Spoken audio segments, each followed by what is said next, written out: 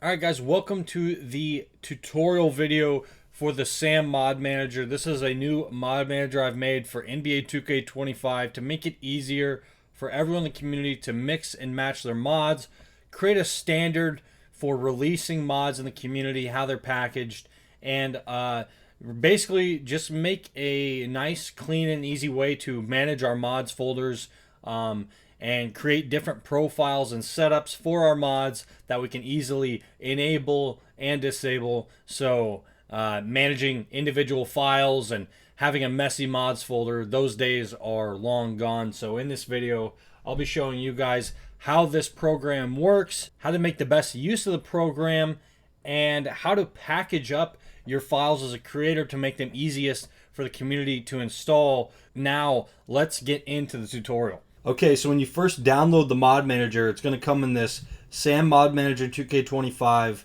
.7-zip file. And in here you'll have a folder, and that folder is going to house all the files that make the program operate. And you can install this folder anywhere you want on your machine. So just to demonstrate that, I'm going to go ahead and drag and drop this folder right here to my desktop, and now we have the mod manager installed. From there, we're going to run our first time setup, which is very simple. The program actually runs you through this on its own. So we can go into our mod manager that we've just installed, and this is free and open source, guys. So the files that make this up are right here, filehandler.py and mod_profile_edit.py. These files actually control the entire program. So if any of you guys want to build upon this, go ahead and feel free. I encourage you to do so. But for now, let's start out. We can run the mod manager executable. This is how we start the application. So let's go ahead and run it. And you can see when I first open the mod manager for the first time, it immediately asked me to select my NBA 2K25 game path. So if the mod manager on your first run, it will auto detect whether or not you've opened this before or not, or you have any of the config information available. And if you don't, it'll go ahead and run you through this. So select your NBA 2K25 game path. Right here, guys, you can see right here in my URL, this is the exact path of my 2K25 install. You guys should know where yours is as well if you've been installing mods. We're going to go ahead and select that folder. And now it's going to ask you if you want to watch a tutorial video, and you, of course, may be watching this tutorial video right now from this link, or maybe you just saw it on my YouTube channel. Because we are in the process of making this video, I'm going to go ahead and click no. So now we have our mod manager installed, and if we ever at any time need to adjust our game path, right here there's a simple text box where we can adjust the game path. Okay, so now we've got the mod manager all hooked up. Now let's say we're starting from a very clean, empty mods folder. We'll see here that we obviously are going to have no profiles to select because, well, we've just installed the program and we haven't created a profile yet. And the program has created the PMM folder here. If not, it will. And you have no files here in your mods folder. So what do we need to do? Well, the first thing we need to do is install mods. So this is how you're going to install mods to the PMM mod manager here. Now, right now the community is going to have to adjust some things to make this work every time for you guys. So I'm going to walk you through two different ways you'll be installing mods here. The first way is a nice and neatly packaged mod. You will simply take that mod, find the directory that has the folder mods, and you will just take that folder and put it in your mods folder. So these are the 30 team portraits by Arts2K here. We are installing them from a different mods folder of mine to this new one we've made here. We have 30 team portraits Arts2K right here, and you can see the folder structure is exactly like this. We want a folder with the name of the mod, and then a folder called mods inside of that matches the file structure of the actual mods folder and the files in the game. Those directories will then have the actual files that make up the mods. So let's see again. We have the 2K25 path, the mods directory. This is your typical NBA 2K25 mods directory. And we have the PMM folder. This is where we will store all of our newly installed mods right there. And in that folder, we have a folder with the name of the mod and then the contents that actually make up that mod. So that is the structure right there. So let's get a couple more mods installed here. We'll take my 3D logos. We'll install those as well. And let's go back to the mod manager here, and we can open the profile editor and we can make a new profile. So let's say we want a mod for only our NBA stuff. We can just make a new mod profile called the NBA, add profile, and the new profile's been added. So now that we have a profile, we can add to the profile. Here in this middle pane, we'll see the available mods. These are, of course, going to match the PMM folder and all the folders in it from your mods folder. So if you look over here, we have 30 team portraits from Arts 2K. Same here, same thing we just put in there. 3D logos for NBA and WNBA by me.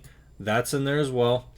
So those are available. Now, what we can do is we can just mix and match all that stuff. So anything in that directory we can add to the profile. We can just add these to the profile, and now the NBA profile knows to load up 30 team portraits by Arts 2K and the 3D logos for the NBA and WNBA. So we can just back out of that. We can see that the actual profile doesn't show here yet, but if we just hit the refresh button, it's here now. And if we go back to our mods folder, we'll watch as we enable these mods how this all works here. So we got the NBA profile selected, and we can just hit enable mods. And the program will give you a little feedback. The feedback's a little iffy right now, but it'll get there over time. And alright, so the mods for the NBA have been enabled. So that's all there is to installing a mod, enabling a mod. Now you open up your game, these mods will be working in your game. But now I want to walk you through another way you may have to install mods until everyone is on the same page with the community, packaging up their mods in a nice way that makes it easy to install. Because I gotta say, there are definitely some guys out there not packaging their stuff up in a way that's just drag and drop. So okay, so we're going to use my good buddy Petty Paul Pierce here for an example. Sorry, Triple P, but I gotta expose you here. Here is his Michael Jordan for 2K25. All right, and we're going to install this. We want to install this now into our mod manager. So we'll look here. He has 3 different options: goatee, stash, young. And then directly in there, you just have the PNGs. So if you were to just put these PNGs in your mods folder, this mod would not work because there is a hierarchy of folders that these files have to go in order for the game to recognize them. So I will show you now how to convert those into a way that will work for this. So let's say we want the GoTMJ here. We'll go in there. We have the if files that make up GoTMJ. So let's go ahead into our mod manager folder here, the PMM folder, and we're going to create another one, and it's going to be Michael Jordan, put goatee, and then we'll just put PPP next to it just to know that's who it's from. Now, knowing that these directly in here would not make this work, we need to adjust that. So cyberfaces go in directories. First thing we're going to do is every folder that we create in here, we need to create another mods folder inside of it. This is basically just matching the file structure that the 2K mods folder is set to use. So we have a mod here, Michael Jordan Goatee by PPP. We'll open it. We'll create a folder called mods in there, and then it's just cyberfaces go into folders called char, and then another one called sig. And that is where cyberface files go. So if I drag these into here now they would work with my mod manager. So let's prove that. So we have, let's first take a look at the file structure again. We have 2K25 mods. Some of the mods we already have enabled, as you can see here, so they're showing up in the directory. We go into the PMM folder. This houses all of our mods in a nice, neat, and packaged way. And we have our other stuff that we've already installed that was easy to install. We just now installed this Michael Jordan Goatee by Petty Paul Pierce, and we've created the proper file structure here that the game uses inside of that folder. And now let's say we want to add that to an already enabled mod. We don't want to have to disable our entire enabled mod setup, because some of these mod setups are going to get very large in size. So what we can do is open the profile editor, open the NBA, and we can see we now have the Michael Jordan Goatee option here in the available mods. We just need to add that to our profile. And now when we hit refresh, mod profile refreshed, new mods have been enabled, and you can see here on the right side in our mods folder, we now have the char folder, the sig folder, and the files that make up Michael Jordan and his cyberface by Petty Paul Pierce. So that is how you would install something that is not structured in the right way for this mod manager, but I encourage all creators to structure their files in the way I've showcased here, and I'll go deeper into that later in the video. But for now, that's how you install mods. I also do plan to maybe put an auto mod installer in here at some point, just to make it as easy as possible. But for now, just to get this out there and for you guys to better understand in the future, this is how we're going to do things. Okay, now let's discuss something else with this mod manager that we're going to call core mods. And this is basically a way to protect your files that are currently in your mods folder, and also allow this app to seamlessly integrate with your existing mods folder, so you don't have to do a full rearrangement of your mods folder and start from scratch again. You can do that if you want, but this will allow you to integrate with an existing mods folder and just do all the work over the top of what you already have in there. So first thing we're going to do here is just disable the mods that we've enabled so far. Now I'm going to open up my actual mods folder, not the one I'm using. Now I'm going to open up my actual mods folder, the one I use when I actually play here. And you can see that my folder with mods disabled right now already has a good amount of files in it. And then there's the PMM folder. But the mods are disabled in here. So you'd think with mods disabled there'd be nothing in the directory.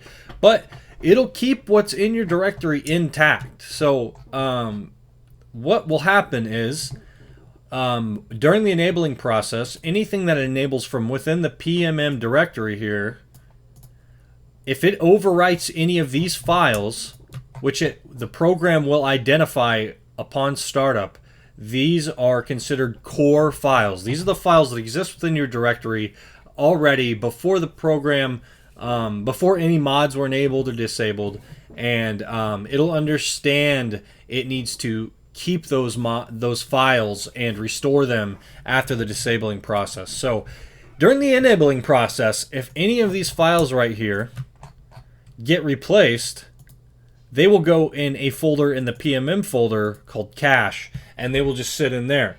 And then, so if you ever have any problems in between that process or anything, always look in the PMM folder. There may be a cache folder in there with the files, but if not, you shouldn't have any issues, because those cache files, as long as the program is running properly, which it should be. I've put a lot of checks and balances in here, that the files, if they get replaced, are cached, and then after the disabling, they get moved back in the directory as if nothing ever happened. So why set it up like this? Well, because the way mod enabling is working here, we're basically just moving files in and out of directories, and the larger the files are, the base of files is that you're moving from the PMM folder to the mods folder, the longer that enabling process is going to take. So if you want to efficiently set up your folder for the quickest enabling and disabling process, what you would do is probably store some of your more core mods in your mods folder. So me, for example, my cyber faces. I don't have any other cyber faces in the game other than the ones I use for the NBA all the time. So there's no point in me creating a cyber faces folder and enabling that every time, because then I'm enabling gigabytes and gigabytes, tens of gigabytes of cyber faces, and that's just gonna make the process take a long time. So I can just leave my char folder, sig folder in here with all the files that make up my cyber faces, and those never have to be enabled. Those are always enabled, and if anything happens to replace those during the enabling process, those files are backed up and restored after the disabling process. So that's how that works. I do the same thing with my real arenas. I like to keep those enabled. Those are very large files. I don't want to have to enable and disable those over and over again. So just went ahead and put them in the base directory here, and these files will stay intact. Okay, so let's run through the process here of creating a new profile from scratch, and then launching the game, checking it out, and then disabling our mods. One good run through here. So we see I deleted all my mod profiles, so we got no mod profiles in there. And I just picked up PC Basket from good old Shuajoda. So we're going to see if we can make a PC Basket profile that has more than just PC Basket installed. So let's go, let's make a new profile called PC Basket 2K25.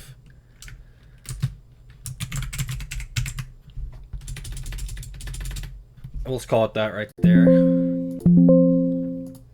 Now we'll click on that profile, and we know we want PC Basket, and I do have the files for PC Basket in my mods folder right there.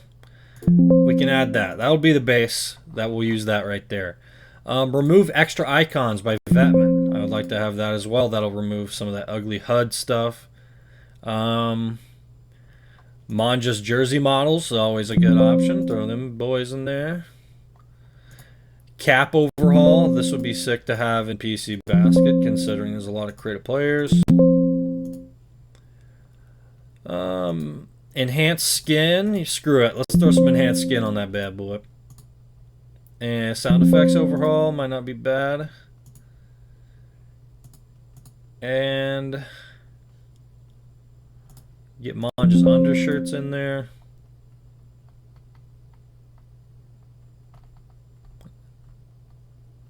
And let's add the Lagoa Plus Global on top of that. So you can see here, our profile is pretty fleshed out now. We have a good amount of mods in here.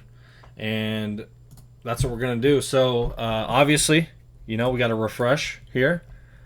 Now our PC Basket shows up. And let's enable PC Basket over my mods folder here.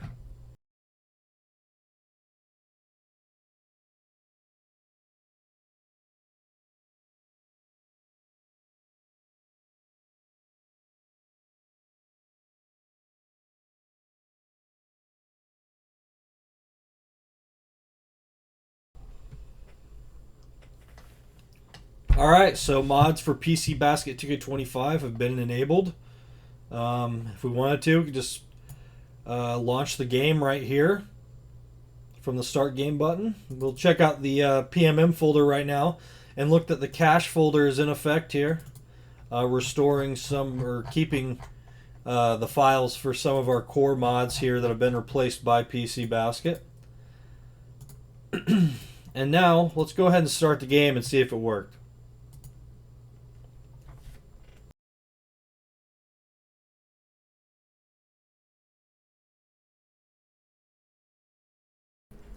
Alright, there we can see it, that PC Basket is clearly enabled. Let me turn 2K's soundtrack off here. Don't want to get copyright striked. Alright, let's check it out. Quick play. of course, you gotta load up the roster. I don't even know how to load up roster on mouse and keyboard, dude. How do I load up a freaking roster, bro?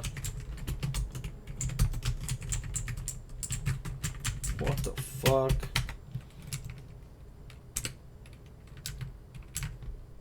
Yeah, I don't even know, bro. Well, you guys can see that PC Basket is working now. We have all types of different artwork in the game in here and stuff. So let's back out of this. And, alright, so there you go. And let's disable the mods and verify that everything stays intact here after the disabling process.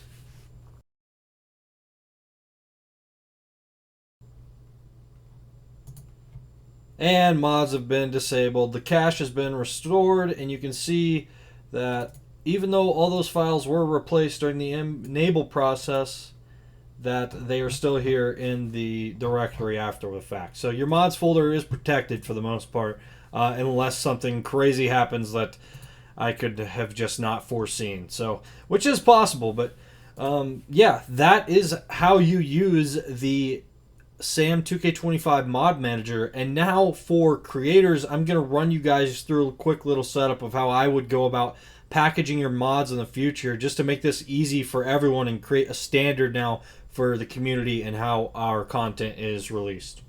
Okay, for creators, I mean, you guys pretty much know what you're doing already in the first place, but I just want to demonstrate how you should be structuring your mods here.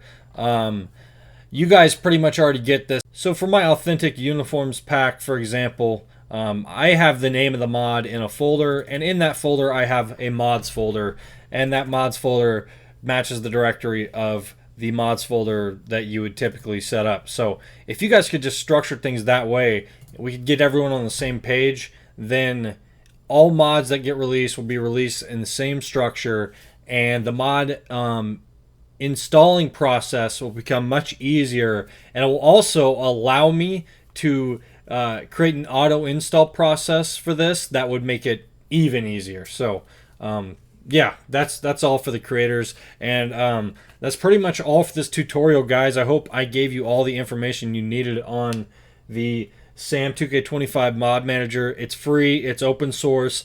Build upon it. Maybe you guys can create some little plugins or something for it. And yeah, that's it, guys.